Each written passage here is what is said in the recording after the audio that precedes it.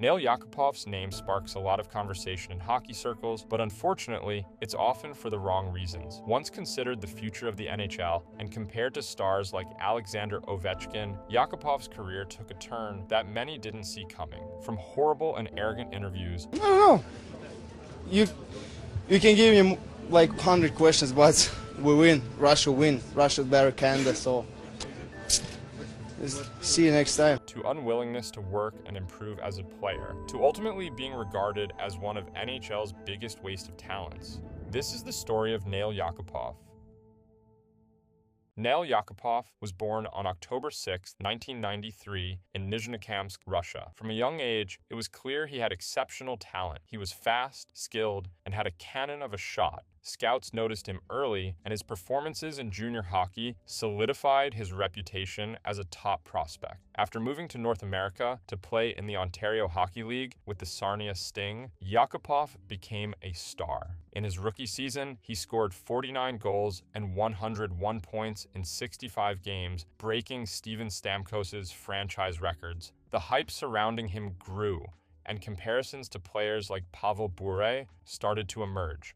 In his second season with the Sting, Yakupov continued to impress. He recorded 69 points in just 42 games and played a key role in Russia's silver medal finish at the 2012 World Junior Championship. He was seen as an offensive dynamo. By the time the 2012 NHL draft rolled around, most analysts agreed Yakupov was the best prospect available. The Edmonton Oilers selected Yakupov with the first overall pick, adding him to a roster that already included Hall, Nugent-Hopkins, and Eberle. On paper, it looked like the Oilers were building something special, a team full of young, dynamic forwards who could lead them out of the basement of the NHL standings. However, that vision never materialized.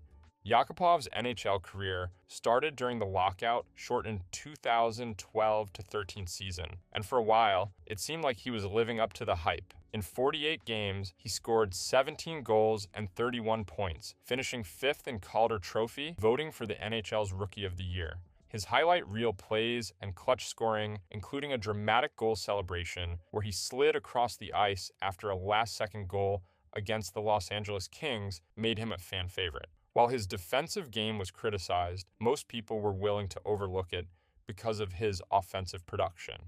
But then came his sophomore season, and everything started to unravel. In 2013-14, Yakupov managed just 11 goals and 24 points in 63 games. His defensive struggles became glaringly obvious, and his -33 plus-minus rating was one of the worst in the league. The flashes of brilliance from his rookie season became rare, and whispers of him being a potential bust began to circulate.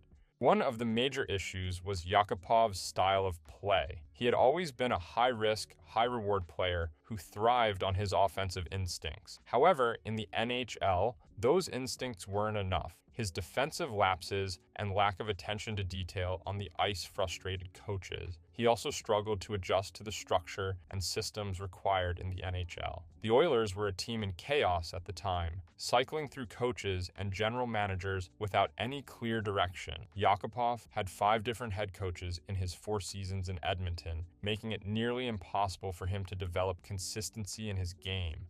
By the 2014-15 season, it became clear that Yakupov's development had stalled. Despite playing 81 games that year, he managed just 33 points, the highest total of his career. While some blamed his lack of production on the Oilers' dysfunction as an organization, others pointed to Yakupov himself. Reports surfaced that he was difficult to coach and unwilling to work on the weaker aspects of his game, such as his defensive play. Former NHL general manager Brian Burke even described Yakupov's draft interview as the worst he'd ever experienced, citing his attitude and lack of maturity. Yakupov went because he was the wild card, because we weren't going to take him. His draft interview was the worst interview I've ever had in my life. Yakupov's was? Terrible. Well, how come? Jeez. Because he was defiant and obnoxious and sullen. And John Lilly, one of our scouts, you know those, I think, right? Yep. So John Lilly almost fought him in the interview. So it was not a good interview.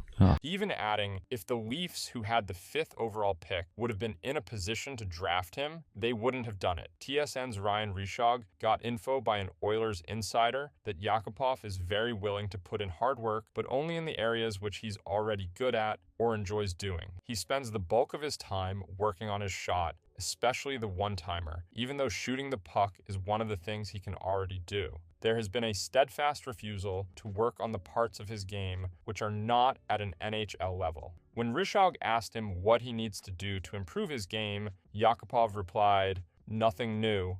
I just need to keep doing the same things I've always done." In 2016, the Oilers finally gave up on Yakupov, trading him to the St. Louis Blues for a low-return prospect Zach Pachiro and a conditional 3rd-round pick. The trade was a clear sign that Yakupov's stock had plummeted. Unfortunately, his fresh start in St. Louis didn't lead to better results. He played just 40 games for the Blues, recording a mere 9 points. Yakupov often found himself a healthy scratch, and when he did play, his ice time was limited due to his lack of trust from the coaching staff. The following season, Yakupov signed a 1-year deal with the Colorado Avalanche, hoping to revive his career. He had a strong start, scoring 3 goals in his first 3 games, but his production quickly dried up. By the end of the season, he had just 16 points in 58 games and didn't appear in any playoff games. The Avalanche chose not to re-sign him, and at just 24 years old, Yakupov's NHL career was effectively over.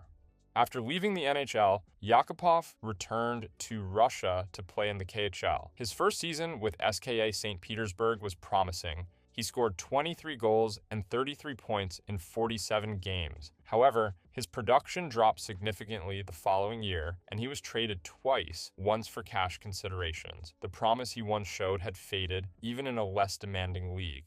So, what went wrong with Nail Yakupov? The answer isn't simple. It's a combination of factors. For one, Yakupov's game didn't translate well to the NHL. His high-risk offensive style and lack of defensive responsibility made him a liability on the ice. While he had the raw talent to succeed, he struggled to adapt to the structured systems and higher level of competition in the NHL. Another factor was the environment he entered. The Oilers were a dysfunctional organization during Yakupov's time there, with constant changes in management and coaching. While other young players like Hall and Nugent-Hopkins managed to thrive despite the chaos, Yakupov didn't have the same resilience. The lack of stability undoubtedly hurt his development, as he was never able to establish a clear role or build confidence in his game. Yakupov's attitude and work ethic also played a big role. Reports of him being stubborn and resistant to feedback suggest that he didn't fully commit to addressing the weaknesses in his game. While his natural talent was undeniable, success in the NHL requires more than skill. It requires dedication, adaptability, and a willingness to learn. Unfortunately, Yakupov didn't seem to possess those qualities. Finally, it's important to note that drafting in the NHL is never an exact science. At the time of the 2012 draft, Yakupov was considered the best prospect available. While players like Morgan Rielly, Philip Forsberg, and Hampus Lindholm have gone on to have great careers, the Oilers took a chance on Yakupov and it didn't work out. Yakupov's story serves as a cautionary tale for both teams and fans. The NHL draft is full of uncertainty, and even the most highly touted prospects can struggle to reach their potential.